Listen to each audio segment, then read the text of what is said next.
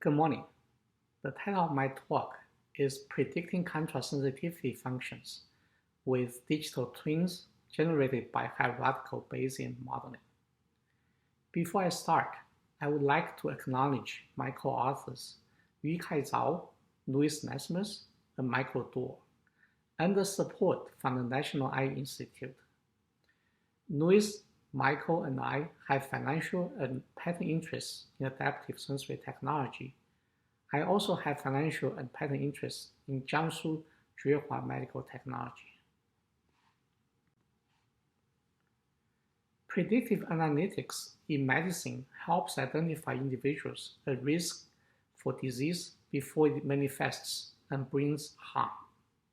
It provides medical professionals an opportunity to intervene early and prevent worse outcomes, and predict treatment outcomes and enables development of personalized interventions that are optimized for each individual patient.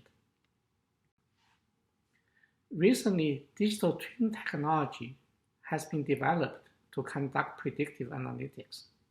According to Gartner, within 3 to 5 years, billions of things will be represented by digital twins. That is dynamic software model of a physical thing or system. A digital twin can be used to analyze and simulate real-world conditions, respond to changes, improve operations, and add value. To build a digital twin, we start with historical data and use machine learning to derive models to capture the most important relationships in existing data.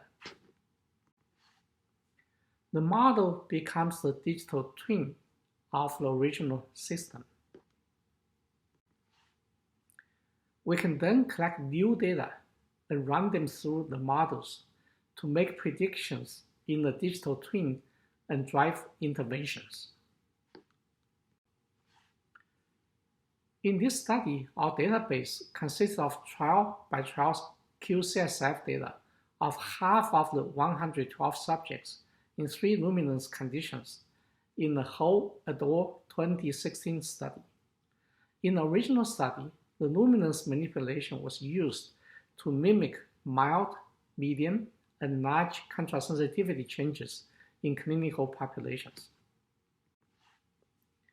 First, we model the contrast sensitivity function for each subject in each luminance condition with a 3-parameter log parabola function.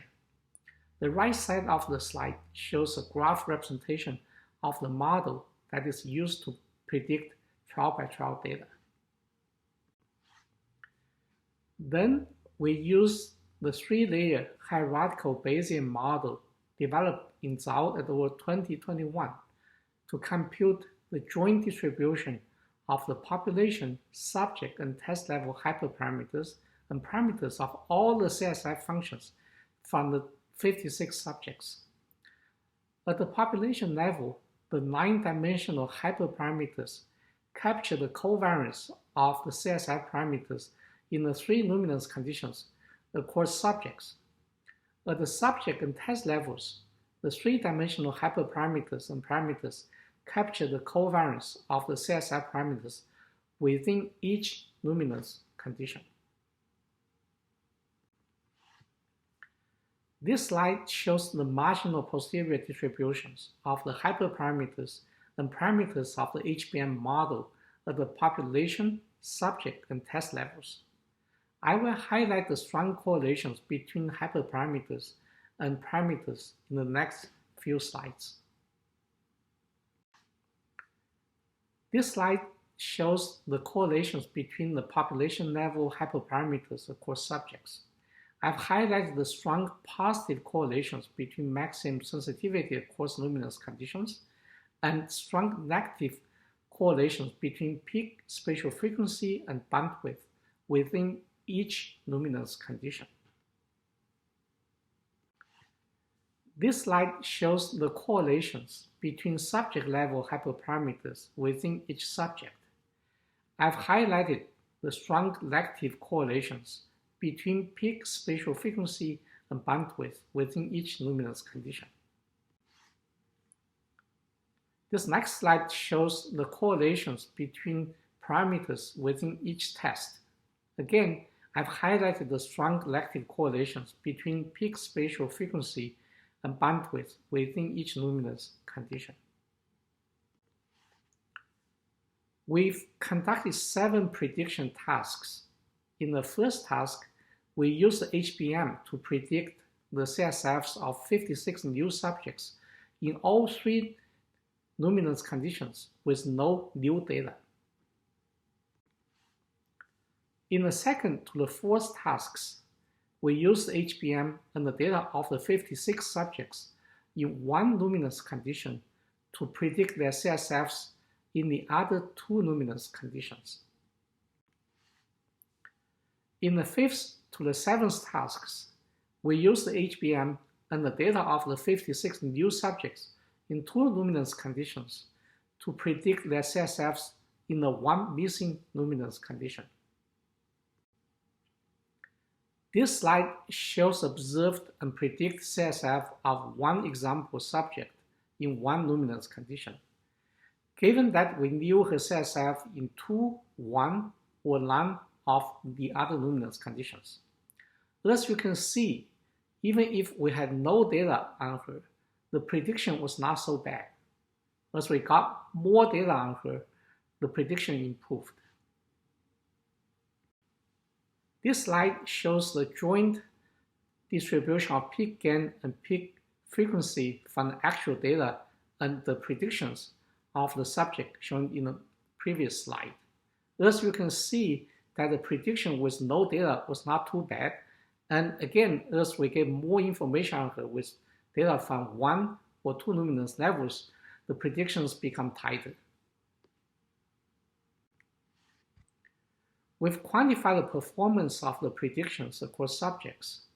The average absolute difference between the CSF parameters from the predictions and actual data were 0.048, 0.036, and 0.034 log10.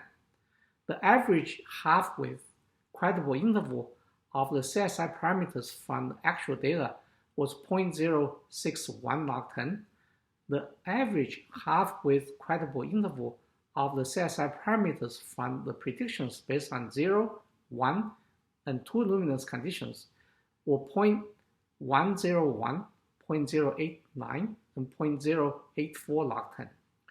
The predictions accounted for 77% and 83% of the variance of the observed area under log CSF values using data from 1 or 2 luminance conditions.